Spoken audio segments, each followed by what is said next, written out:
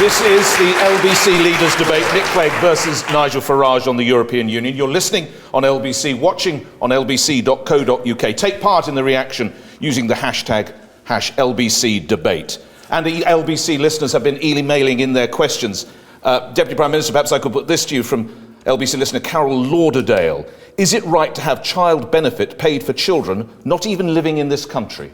No, I think that's exactly one of the things that don't make any sense, and one of the many reasons why the government, of which I'm Deputy Prime Minister, why we've changed the rules. So, for instance, no one could just turn up here and claim benefits, no strings attached, no questions asked. We're the first government ever to make sure that you've got to wait at least 3 months before you claim any benefits, that if you've been here for 6 months from elsewhere in the European Union and you haven't found a job, you can't receive job seekers allowance. Housing benefit is no longer going to be provided to people from elsewhere in the European Union. If people come here from elsewhere in the European Union, they can't support themselves. They're not looking for work. They're not looking for work. If they are out on the streets, begging on our streets, and they shouldn't be here, we send them back home. So there are limits, and there are things we can do, but where Nigel Farage and I disagree is that I think that if we simply pull up the drawbridge and refuse to allow people to come here, play by the rule, pay their taxes, create jobs, it'll be bad for Britain. Never mind anyone else, it'll be bad for our country itself. It's all well and good saying it'd be bad for Britain and putting up drawbridges. What you're not doing with this question,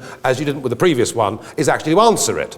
Because the truth of it is, if you come into this country and take a job, let's say on minimum wage, you qualify on day one for a full range of in-work benefits, including child benefit for your kids living back in Bucharest, how many people or whatever it is. Can I ask a question? Yes, go ahead, Mr. Clegg. Nigel Farage, how many people from elsewhere in the European Union, in terms of the total number of benefits claimed, do you think, what is the proportion of the benefits claimed by people from elsewhere in the European Union? Tell me what At the moment, mercifully small. Well, how small? Well, I'll tell you. There are only 45,000 children living in parts of Eastern Europe that are currently claiming child benefit. But I would answer that's 45,000 too many. Surely the benefit system is for citizens of this country. Sure. And let's hear who've worked and paid in for years.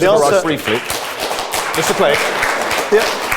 The answer is, in terms of all benefits claimed, the benefits claimed by people from elsewhere in Europe is 2% of the total. Now, Nigel Farage says 2% is too much.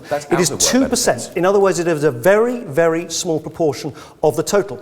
Again, the facts show that people who come here from elsewhere in the European Union to work and pay their taxes pay much more into our coffers than they take out in benefits. In fact, if you look at the 10 years from 2001 to 2011, they contributed close to £22 billion.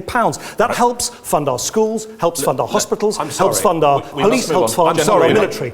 We mustn't make our country poorer because of the determination by UKIP and others to turn our back on the rest of the world. I'm sorry, Nick. A sentence, if you would, Mr. What that Farage. study did was to say who's in work and what tax are they paying. What it did not do was price in the in-work benefits, which is housing benefit, child benefit, tax credits, and child tax credits. And the point is, actually, there's a study by Migration Watch that says from 95 to 2011, in total, immigration into Britain cost us £140 billion. All right, let's move on to another question. Thank you for that.